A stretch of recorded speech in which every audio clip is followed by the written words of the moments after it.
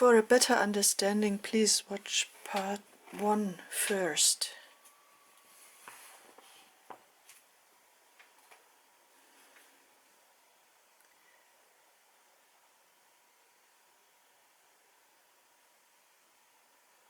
During pregnancy, the administering of chemicals, drugs, hormones, etc. can cause different malformations. According to the time of the administering, these malformations can vary a lot. Concerning thalidomide, the active ingredient of Contagan, it's been known for a long time what causes what, not only since the early 1960s with the Contagan scandal, but much earlier. Here is listed exactly what happens when, like for example between the 34th and the 37th day after the last menstrual period, missing of the auricle, between the 38th and the 45th day, malformation of the arms, etc. Here is a schematic presentation. Radial means concerning the spoke, L and spoke. Please keep in mind the fin-like structure of the hand for part 3 of these videos.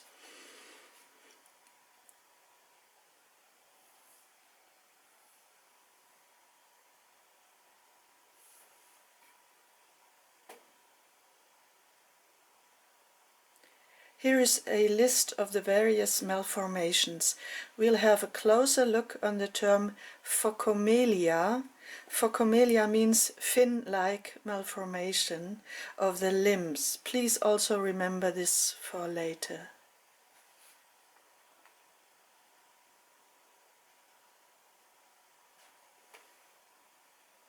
Now we move to the subject of the developing of all the animal species we see today.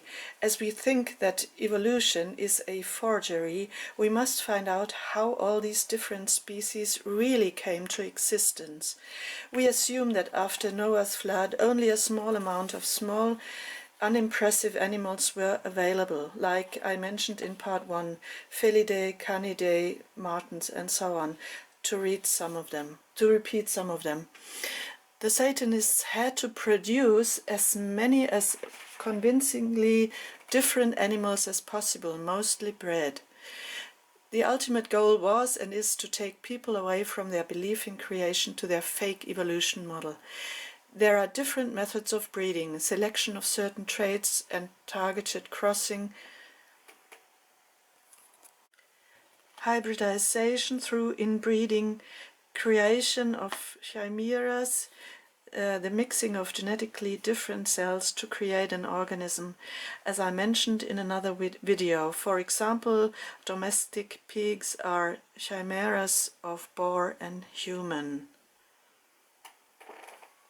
Sorry, I have to...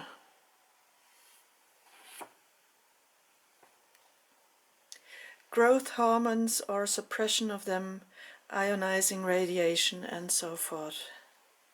Here is an example for reduced testosterone release due to an injury of the testicle, a so-called wig bug.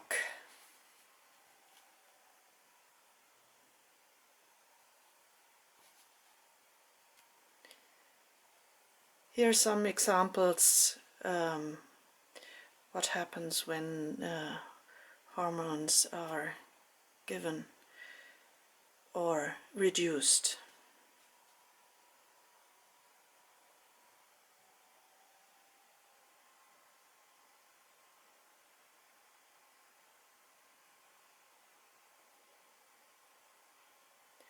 First, easy to spot breedings.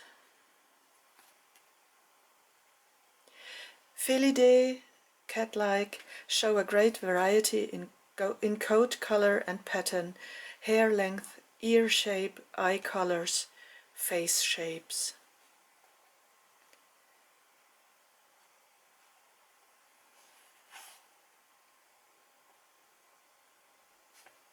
It's quite easy to see that through the selection of certain traits and the size of the body, animals much larger than cats can be created. For example, lynx, cheetah, panther, lions, tigers. The principle is simple. They are all Felidae, cat-like.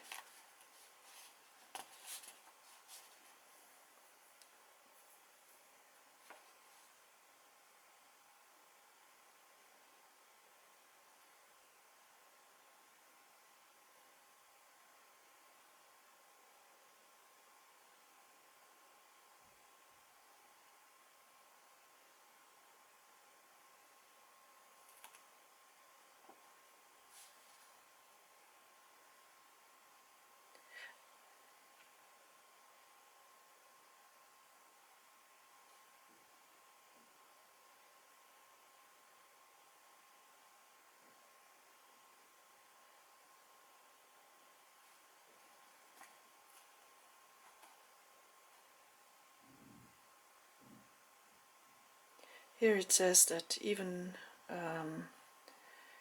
cheetahs, when caught in the wilderness, get tame very, very fast. And they behave like normal cat.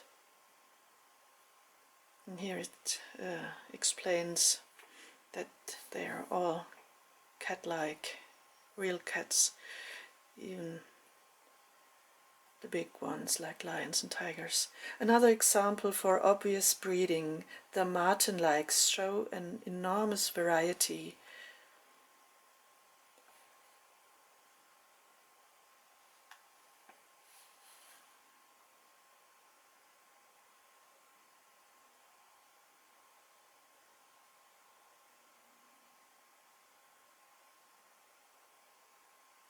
These small specimens show already which direction the breedings take.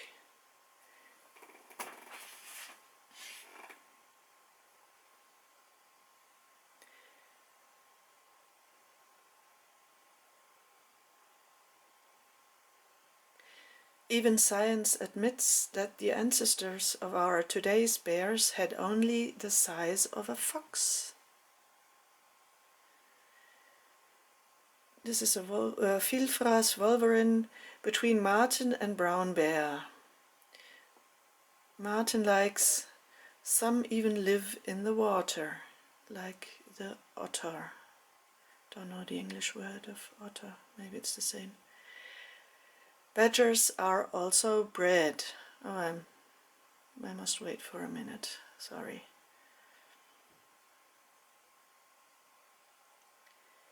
Badgers are also bred.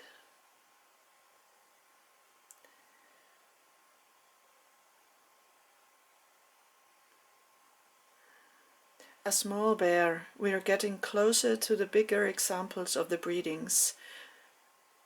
This is a small bear. Then we come to, I must wait. These are all intermediary steps to the bigger bears. A lip bear,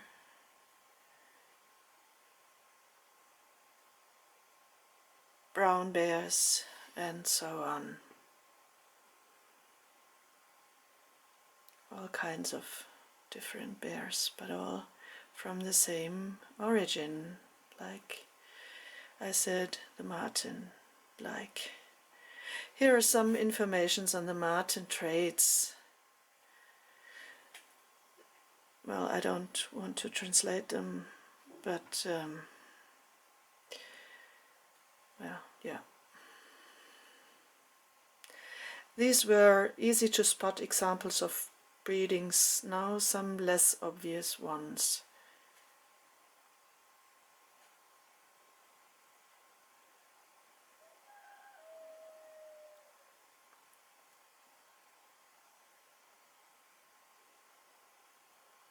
A shrew on its breeding way to, or maybe a mouse, I don't know.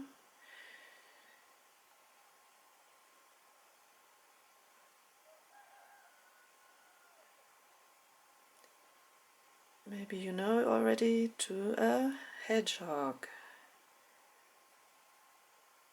The animals shown are not independent species as evolution theory claims, but intermediate stages of breeding.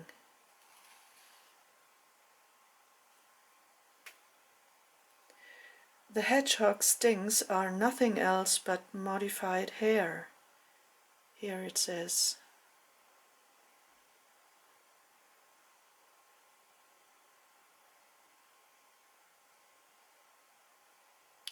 Another example.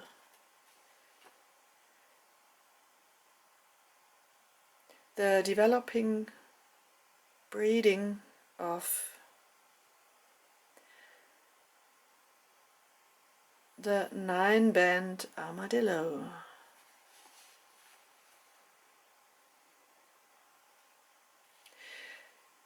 Through breeding and or giving of hormones or drugs, the cornification was achieved.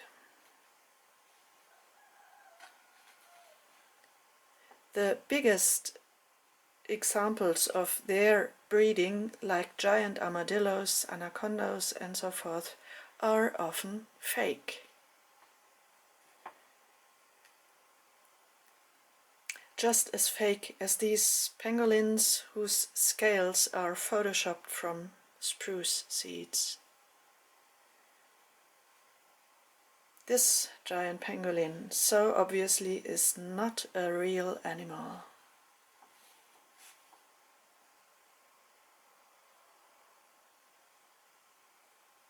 Another example for not so easy to spot breeding.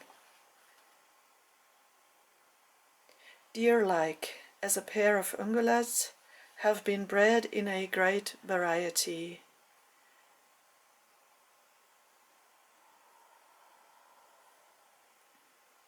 Reindeers,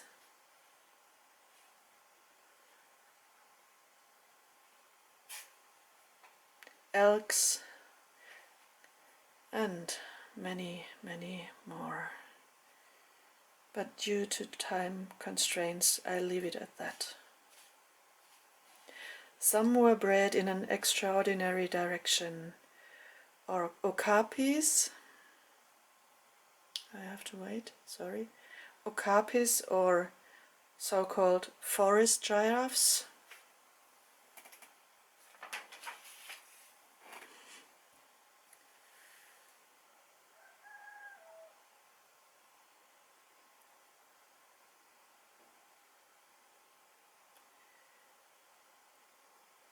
Okapis were discovered in 1901. Discovered is a synonym for releasing of their breedings into nature. It's not a long way anymore from an okapi to the long-necked giraffe.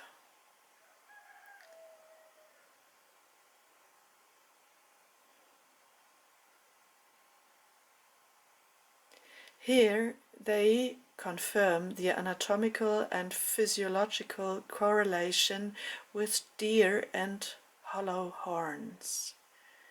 I won't translate it, but it's scientifically known. Cave drawings are fake. They try to prove that all these animals existed thousands or hundreds of thousands of years ago, when in fact these animals are breedings of the last centuries. The breeding examples of the land mammals are quite comprehensible. It's more difficult with the aquatic mammals. According to evolution theory, all living things emerged in the water. Bit by bit they went ashore. The aquatic mammals supposedly were land mammals going back to the water, adapting perfectly to the conditions in the water. These statements are infamous lies. In part 3, I show how the development, or rather the breeding, really happened. Thanks for watching.